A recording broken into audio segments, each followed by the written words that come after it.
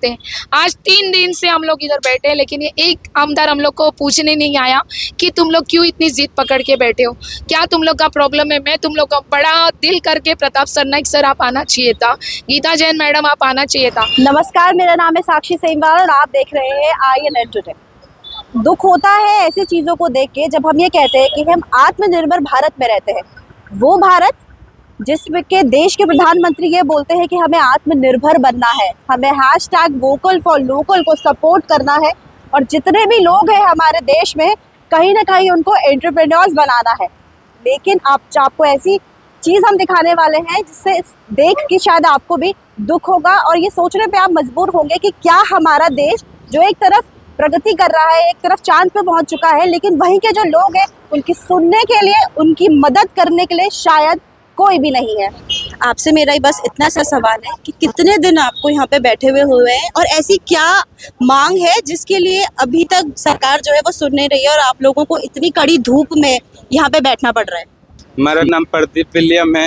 15 साल से हम काफ़ी टाइम से हर नगर सेवक के पास हम गए हैं। सचिन मात्रे है, प्रताप सरनायक है और भी 2-3-4 नगर सेवक हैं जिनको मैंने बोला कि हमारा भाई देखो 80-90% हैंडीकैप हैं, फिर भी हमको स्टॉल पास नहीं कर रहे। हमारी वाइफ है, 2 बच्चे हैं, तीसरा होने वाला है। आजकल कोई आधी रोटी या आधा रोटी नहीं देता है, या तो फिर ले भाई खा ले, ठीक है। वो हमको नहीं चाहिए, हमको हमारा हक और हमको हमारा हक चाहिए। हम किसी के जेब से नहीं मांग रहे कि नहीं भाई तुम अपनी जेब से दो, हमको हमारा हक चाहिए बस। काफ़ी टाइम से भटक रहे हैं, ऐसा कड़कती धूप में हाथ पैर जलते हैं, फिर भी हम जो है ना रोड पे भटक रहे हैं। एक रोटी बाजी टाइम ऐसा दिन आता है ना कि पानी नहीं रहता है पीने के लिए, खाने को रोटी नहीं रहती है। कैसे कैसे खून के आंसू दिन काट रहे हैं हमको मालूम है।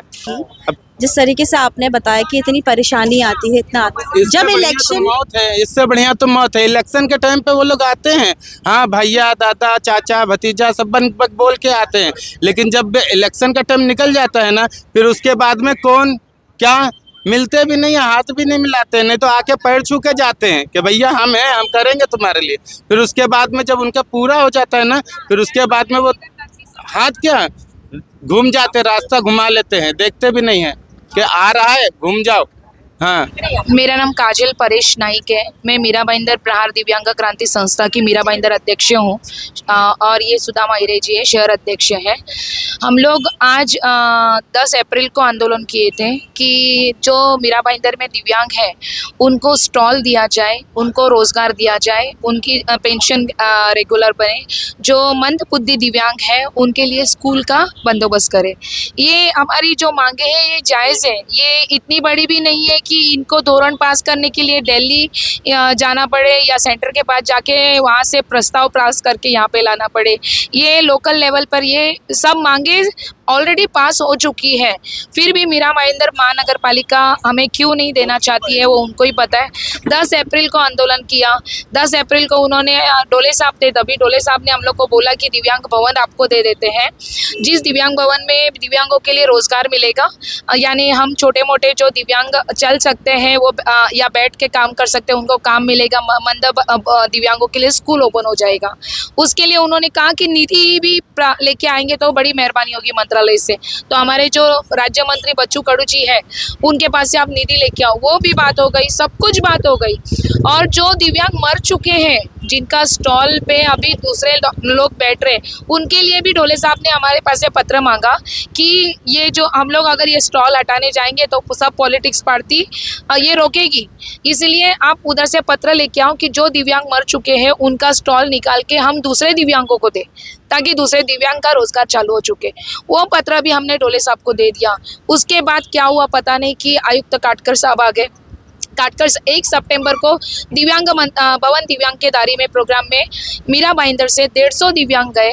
150 दिव्यांगों के लिए खाने के लिए एक 5 रुपए का बिस्किट का पैकेट, एक पानी की बोतल और 2 केला। सुबह 7 बजे से दिव्यांग आए थे, 2 बजे तक दिव्यांगों को इस नाश्ते पे भूखा प्यासा रखा गया। क्यों? क्योंकि दिव्यांग को फूड पॉइजन हो सकता है। दिव्यांग को फूड पॉइजन, हम लोग ने 1 तारीख को मैंने भड़क के मैंने 4 तारीख को आंदोलन लिया। उधर हम लोग आंदोलन लेके गए। आंदोलन में आयुक्त साहब ने हमें भेंट दिया। आयुक्त साहब को पूछा, आयुक्त साहब इतने भी दिव्यांग सीरियस थे क्या? कोई पाइप लगा के वगैरह गया था क्या प्रोग्राम में? क्या आप दाल खिचड़ी दे सकते थे, आप साबुदाना खिचड़ी दे सकते थे, लेकिन आपने नहीं किया। दीपाली पवार मैडम को पूछा कि मैडम आपने दिव्यांगों को लेके गए, आपका कुछ भी फर्ज नहीं था उसके बारे में? आप दिव्यांगों को खाना खिला सकते थे ना।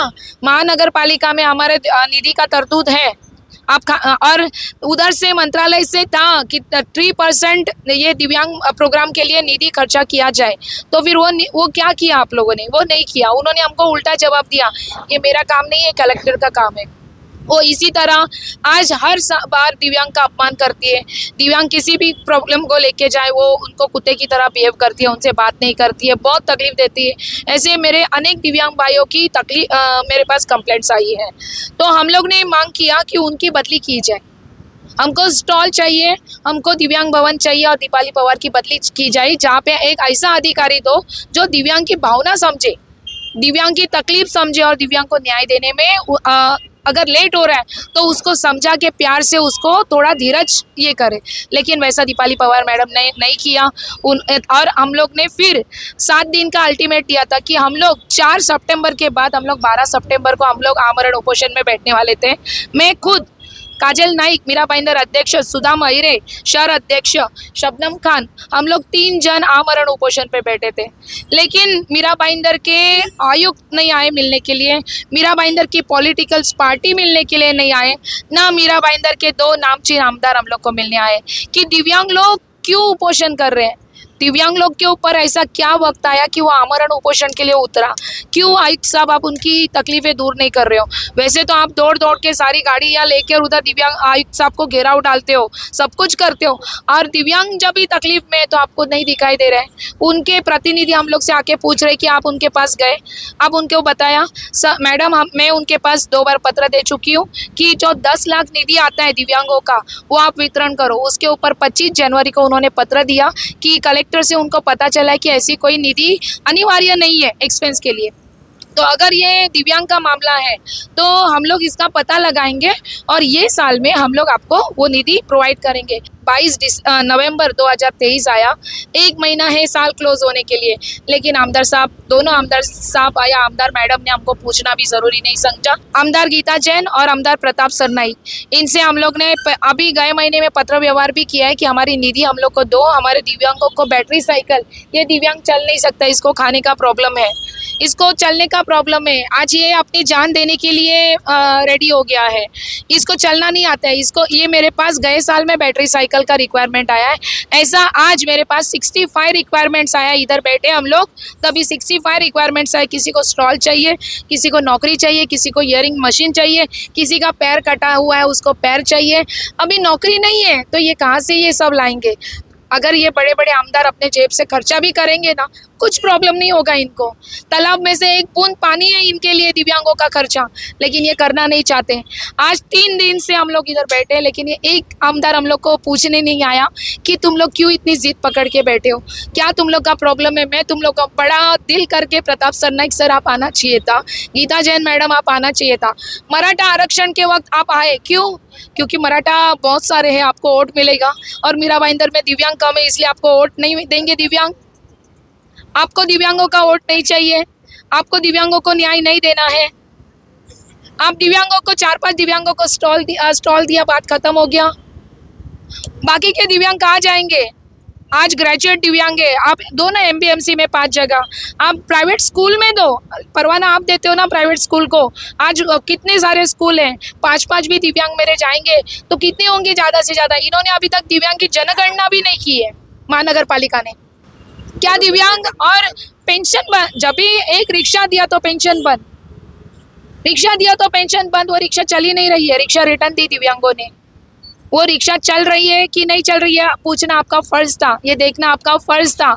आप रिक्शा दे रहे हो, रिक्शा में ज़्यादा से ज़्यादा दिव्यांग कितना कमाएगा? आप 800 रुपये की पेंशन काटना चाहते हो। और हमारी जब भी पेंशन का बात आता है हम लोग को उत्पन्न दाखला पूछा जाता है। आमदार लोग करोड़पति है, उनको क्यों नहीं उत्पन्न का दाखला करके टिकट देते हो? उनको क्यों नहीं, उनको 2.5 लाख पगार, आज उनको पगार की भी ज़रूरत नहीं है, फिर भी उनको पगार आ रहा है, उनको पेंशन आ रही है। हम लोग की पेंशन क्यों काट रहे हो? हम लोग की पेंशन वैसे ही चाहिए। मेरे दिव्यांगों को स्टॉल चाहिए, हम लोग को दिव्यांग भवन चाहिए, रोजगार के लिए दिव्यांग स्कूल चाहिए हम लोग को, और सब जहाँ पे जितने भी प्राइवेट स्कूल है, हॉस्पिटल्स हैं, मेरे दिव्यांगों को नौकरी चाहिए। ये मैं विनती करती हूँ आपसे, मेरे को न्याय चाहिए। से पत्रकार लोग मुझे पूछते हैं कि बच्चू भाऊ आप प्रहार की संगठन से जुड़े हो, बच्चू भाऊ आपको मदद नहीं करते। अकेले बच्चू भाऊ कहाँ कहाँ जाएंगे? बच्चू भाऊ अमरावती के जिला में बच्चू भाऊ का कोई दिव्यांगों का तकरार नहीं है, लेकिन महाराष्ट्र के 35 जिला में दिव्यांगों का तकरार है। क्यों? 280 आमदार है ना, तो संभाले अपना अपना मतदार संघ, दे दिव्यांगों को न्याय। दिव्यांग इतने तो बड़े नहीं है। बच्चू भाऊ एक बच्चू भाऊ कहाँ कहाँ जाएंगे? हमको न्याय चाहिए। हमारा भगवान, हमारा हृदय सम्राट हमारे साथ है, इसलिए आज हमारा कुपोषण खत्म हुआ। मीरा भाईंदर के पॉलिटिक्स ने हम लोग को मदद नहीं की है। मीरा भाईंदर के आमदारों ने हमारा उपोषण खत्म नहीं किया। आयुक्त को फोन नहीं किया है कि उनका उपोषण हटाओ करके, हमारे भाऊ ने हमारा फोन किया है। मैं हसमुख गहलोत जी की शुक्रगुजार हूँ। उन्होंने यहाँ पे मेरे दिव्यांगों को एक वक्त का खाना दिया, पानी दिया। जब भी मैंने फ़ोन किया हसमुख भाई को, हसमुख भाई मेरे दिव्यांग यहाँ पे बैठे हैं, आप दिव्यांगों को खाना पानी दो। हसमुख भाई ने 1 घंटे में उन लोगों को खाना दिया। हसमुख भाई, I am very much thank you to you about your help and everything. ऐसे ही कोऑपरेशन करना और मेरे दिव्यांग लोगों को आप मदद करना और हमारे भाऊ के जैसे बनना।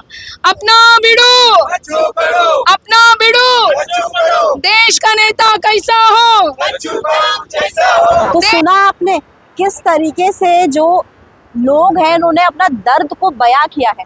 आपको ऐसा नहीं लगता जो लोकल यहाँ की पॉलिटिकल पार्टीज हैं या लोकल जो लीडर्स हैं उनको एक बार तो आके एटलीस्ट इन लोगों से पूछना चाहिए कि आप लोगों का जो ये आंदोलन चल रहा है या आप लोगों का जो ये प्रोटेस्ट चल रहा है क्या कारण है और इसमें हम आपकी किस तरीके से मदद कर सकते हैं?